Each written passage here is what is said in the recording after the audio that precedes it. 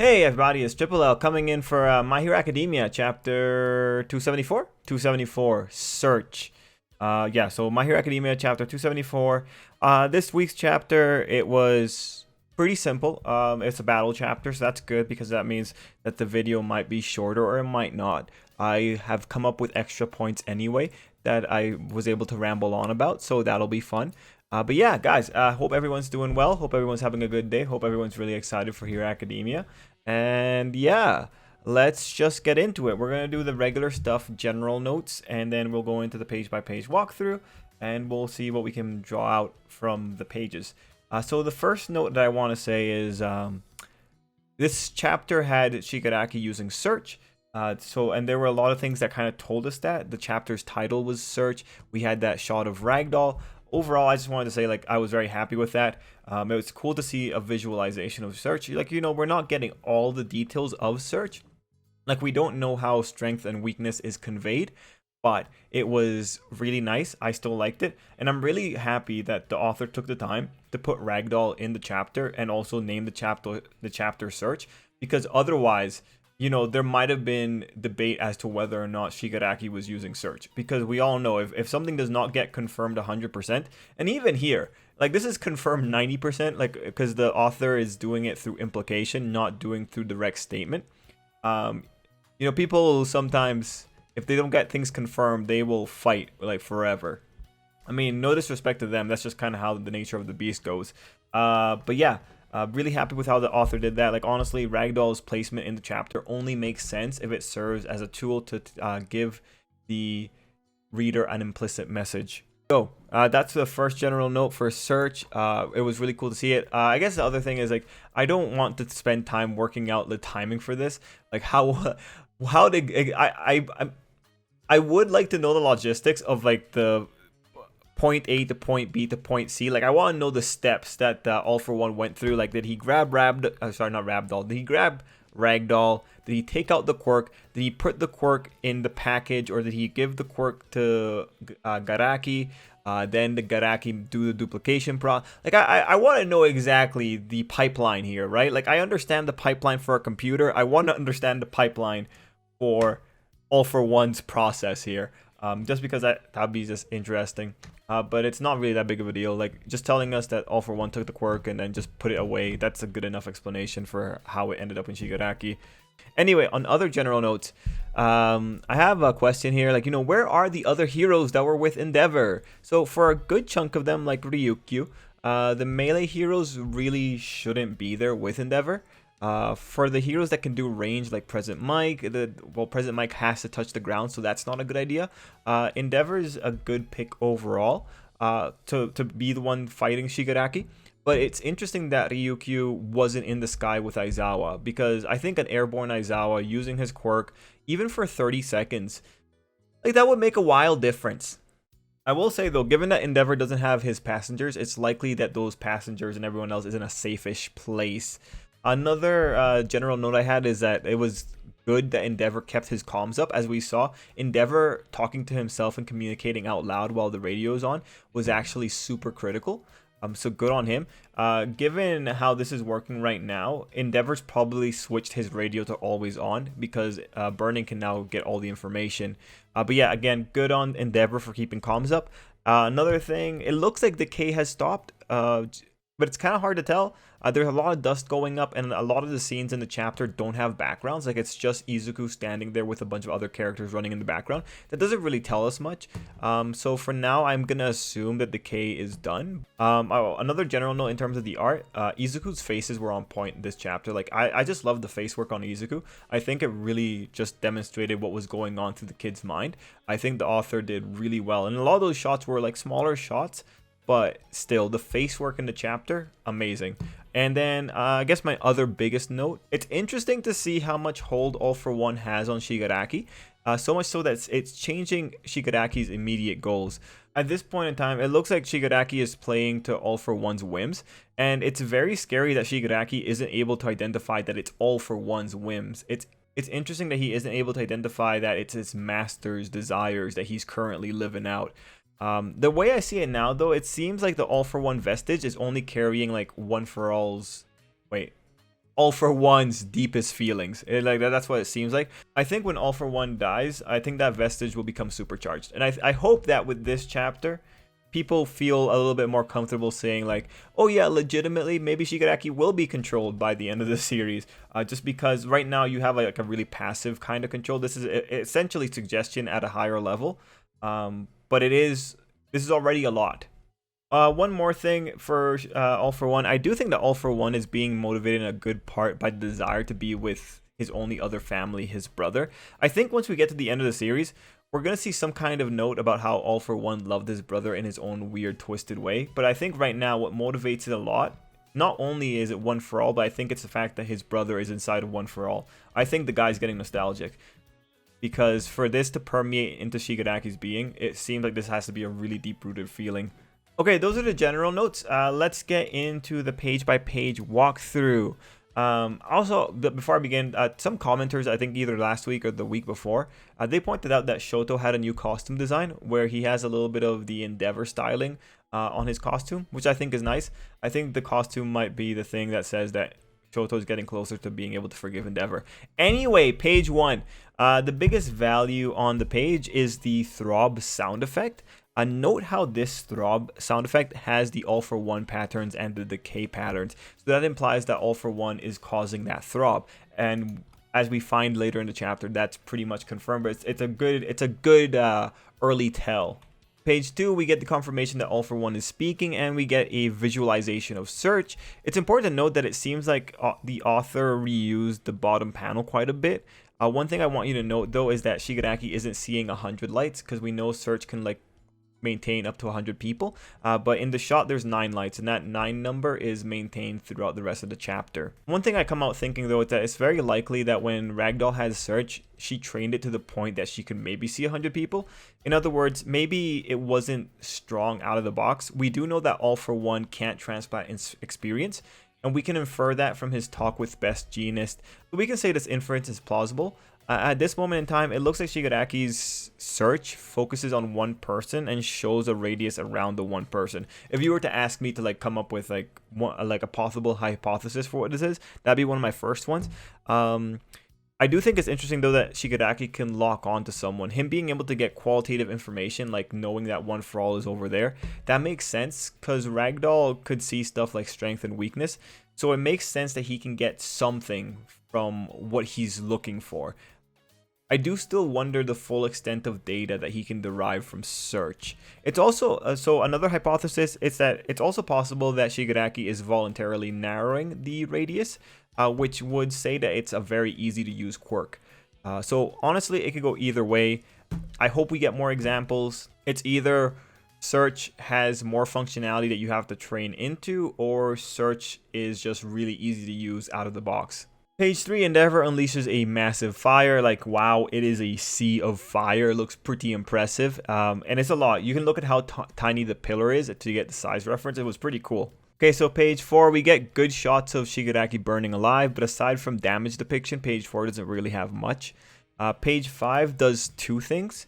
One, Endeavor is super impressive, being able to react as well as he did. And Shigaraki is impressive for everything that Endeavor said. So I think it's cool that he got regen. I think it's cool that he seems to have heat resist. I think it's cool that Shigaraki seems to have a high powered propulsion quirk. One thing though, it seems Shigaraki has a hole in his hand in this shot. And I only bring this up because All for One has holes in his hands. The holes are also seen in other shots, and I will point that out. If these are holes, that's probably where the air blast come from, and that just tells us that he's using air blast. I think All for One also used, so that's pretty cool. We move on to page 6 and 7. So little details first. I love how Endeavor bends the panel like that. Come on, that was cool. In this shot though, look at what happened with Shigaraki. Shigaraki is looking at his hand. Now this makes sense. He's still in the discovery phase. But the other thing is that this is one of the panels that tells you ahead of time that Shigaraki isn't focusing 100% on Endeavor. What's scary is that he can afford to be distracted. Also note, Shigaraki hasn't gotten back all his fingers. You can see it in this shot right here. It's still early to say whether or not he can restore them, because for the majority of the chapter he doesn't have those fingers. Still kind of early to say whether or not he can restore them. It could be that he can only regenerate stuff that he had at the moment that he acquired the quirk. Or it might be that Shigaraki needs to specifically focus to regrow the missing fingers. But it's interesting that throughout the entire chapter, you do not see those fingers growing back. So on page 7, we have Endeavor being caught by surprise. And on this hand panel, we have a little spot that looks like it might be the hole maintained. One thing I want to say as we go forward, Shigaraki is definitely being carried by all the resistance and regeneration quirks he has. And in terms of Endeavor, the way that Endeavor got hit in this shot, that represents the way that Endeavor is probably going to take most of the damage in this chapter. If it's not going to be coming from a heroic sacrifice, it's going to be coming from surprise attacks like that. Like, Endeavor doesn't know what to predict. So, what can he do? But just keep that in mind. That's probably going to be one of the flavors that we see if Endeavor continues going after Shigaraki. Okay, page 8 and 9. So the important things is that this page might give us an idea of how Izuku might survive the confrontation against Shigaraki. In this page, we saw Endeavor hitting the ground. Shigaraki did not choose to follow up and try to attack Endeavor when he could have. I don't know if the cake could have reached Endeavor. The reality is that Shigaraki was able to monologue to himself in the time that it took Endeavor to come back. I feel that there could have been time to squeeze something in, at least go for a follow-up combo. But the point here is that Shigaraki didn't have the thought. He didn't take the time to think, oh, let me follow up and get rid of Endeavor. No. He instead had a, oh my god, I'm so powerful moment, which ultimately showed that he's still too caught up in the discovery phase. And it might also speak to a little bit of overconfidence, but I really feel that Shigaraki is kind of off kilter with all the things going on in his head right now. Anyway, the point is that this reinforces that Shigaraki is not paying 100% attention. Now, when it comes to Izuku, chances are Izuku's going to have 100% attention thrown onto him, but this might leave Shigaraki open to other characters. Now, I will say we did get something else that was valuable here. That is, we saw Shigaraki picking up the bullets, which is a really good move and shows that he still has some of his own faculties and he is thinking about the future. But he also grabbed a hand, which at this point, it's a symbol of comfort and restraint, and Shigaraki no longer needs the hand.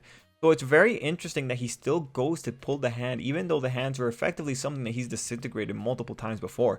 But anyway, the big value here is that Shigaraki still has the potential to be distracted. And what we should be looking for as we go forward into the future is moments where Shigaraki gets hit because he was too focused on Izuku or something like that. Now, I will say, like, attacks that take Shigaraki by surprise, they probably won't stop Shigaraki, like, in all honesty, but it might be enough to stall Shigaraki out. I still think that Shigaraki is going to run into problems. You don't come out of a tube with 75% and expect nothing to go wrong. Okay, on page 8, we see that All For One's feelings, not just his thoughts, are mixing in because of Shigaraki saying he doesn't feel satisfied. And on the bottom of page 8, it looks like Shigaraki has some kind of deflection quirk. It might be the Air Blast quirk, but it's kind of hard to say. Like, I want to see this in motion to know for sure. The other critical thing on this page is Shigaraki acknowledging it as something urging him forward instead of All For One urging him forward. Like, there's no way it's not All For One urging him forward. Okay, so we go to page 10 and 11, and here we have other characters finding out about One For All, and it's a good thing that Endeavor repeated it, because otherwise the kids would have been blind as to what was going on. Anyway, on page 10, we have another shot of the hole on Shigaraki's hand, and on page 10 there's an image that I'm going to use for later. Here's the shot because it's kind of important. And page 11 is just a pretty page in general. I like Izuku in the shot. So page 12 is just a pretty page of Shigaraki finding One For All, and then page 13 is the confirmation page for Search. Like I said before, this page only makes sense in the context of the author nods that Shigaraki is using Search. I do appreciate that it was here, and I also do like the Pussycats building. That's probably one of the nicest surprises in that whole shot. Other details on the page 13 is that the heroes are running, and we have another surfboard heroes. So just for the record, we had one of these in the other battlefield. I wonder if they're like a franchise or something. Anyway, page 14 and 15, we have Shigaraki Hulk jumping. And also, I guess I should note that Shigaraki got his shirt burnt off in that previous Endeavor attack, which is unfortunate because, like, honestly, I thought Shigaraki's battle costume was cool, but whatever. He still has the pants and the shoes. That's good enough. Anyway, Shigaraki Hulk jumps. One detail on page 14 that you might miss is that Endeavor was caught in the recoil. So you can see him right there. He definitely got caught by surprise there, given that he's kind of prone. That was pretty good. Well, not prone, but given that he's reacting. Now, page 15 is kind of weird on Viz.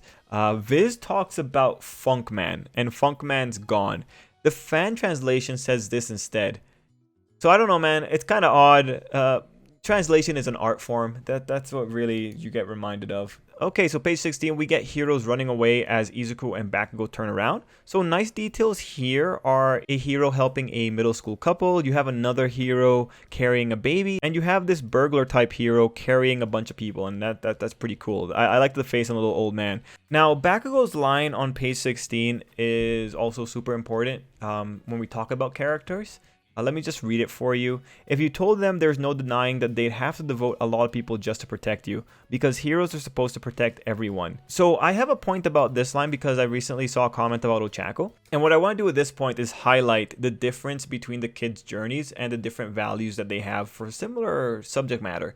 Recall, Ochaco's question of who protects heroes when they need protecting is one of the questions that launched us into the new era of Ochaco's character. And that era has been pretty good so far. What I want you to understand, though, is that this question is critically formative only to Ochoco. Only Ochoco at this moment in time derives a profound meaning from that question. And we know that the author is depicting it as profound because the author gave Ochoco a monologue for it. For other characters, though, that question's answer is as natural as breathing. We come back to Bakugo. Bakugo would never ask that question because the answer's a given for him. He flat out knows how that works. Heroes protect heroes. Heroes are naturally included when someone says everyone. In this arc, we had answers to that question. When Mirko needed to be protected, Endeavor helped. When Aizawa needed help, it was Crust Out protected him. This idea has also been consistent since the beginning of the series. When All Might was caught by Anomu, Shoto, Bakugo, and Kirishima, they jumped in. If any of these people were asked who protects heroes when they need protecting, they'd probably say we do it if we can. What I want you to take away from this is that what's a lesson for one character is second nature for another. And what that speaks of is great writing. It takes a bit of effort to be able to put in nuance when you're dealing with different characters on different points in their journeys, interacting with a similar concept. Now, mind you, Ochoco, I think, is seeing a little bit more. I feel she could verge into questioning who protects heroes from their trauma or who protects heroes after the day is over. That kind of angle. But, you know, I felt that this was a good point to point out. Just different people have different lessons they need to learn. Some people understand things better. Other people understand other aspects better. One thing that I do want to point out, though, with the Aizawa example is that this is where Ochaco's natural question of who protects heroes when they need protecting runs into problems. It's going to be a hero, but eventually, if you keep adding the line, this hero protects Aizawa, but then that hero needs to be protected while he's protecting Aizawa, eventually there's going to be one hero that can't be protected no matter what, because you don't have an infinite amount of resources. That's the cynical conclusion to Ochaco's formative event. So, you know, that's a very important question. It's going to be interesting to see how the author interprets it across different characters. It's going to be interesting to see how that question pushes Ochoco forward, and it's going to be interesting to see if Ochoco ever runs into a logical conclusion or a logical hurdle that her drive to protect heroes is likely to run into. Anyway, I think it's always an interesting point to talk about. On page 17, we get a horrible excuse from Izuku. Like, guy, what are you going to forget in an area that's been decayed? Like, what did you forget? I think it's a terrible excuse, and we get a panel of Shoto, Ochoco, Suyo, and Ida. And just important to note that Anima isn't there. Not saying that he's dead, just pointing that out. On page 18, I'm ultimately left wondering, is something going to come out from that Ochoco shot? We just talked about Ochoco. We know Ochoco has a drive to protect heroes from danger as well. That's a bigger deal for her. Anyway, I do think she might come after them. Anyway, in this page, we have Izuku analyzing in slightly more words than Bakugo did in the previous page, and we have Izuku and Bakugo looking really cool. Okay, so the point to talk about here, Izuku's final line, here's the fan translation. As you can see, it implies a different meaning. The fan translation implies Izuku has a plan, which I think is amazing. The Viz translation implies that Izuku just wants the channel open just in case something comes up. One of them gives a more reassuring picture than the other. Another detail, Izuku seems to be in his hopping form while Black Whip is out. Now, I was rooting for Float to be unlocked, but that may not be the case. Like, this is one of those moments that shake me. Which begs the question, like, how exactly is this fight going to work, and what exactly is going to trigger float into working? For now, though, if Izuku doesn't have float unlocked, I would be totally okay for seeing Bakugo Izuku team play where Bakugo is in the sky and Izuku's using Black Whip to stay off the ground occasionally. I think that would be really cool. But Izuku also has Air Force. Maybe he can just propel himself by kicking the air. The One Piece characters can do it. I would not be surprised if Izuku figured out how to do it. Like, I mean, just do it. If his flick can cause like massive damage, I can only imagine what a kick could cause. But I would be all in for that kind of choreography. So that's pretty much the end of the video. So I'm gonna end this video off with like some like random predictions. Like, I don't have much thought for them. Like, I'll put them on the paper, on the record officially, but they're not the best predictions in the world. They're just kind of there. So my first one is that we'll have Dobby's identity teased, if not revealed, in chapter 278. I'm definitely still believing in that. Shigaraki's gonna have to retreat.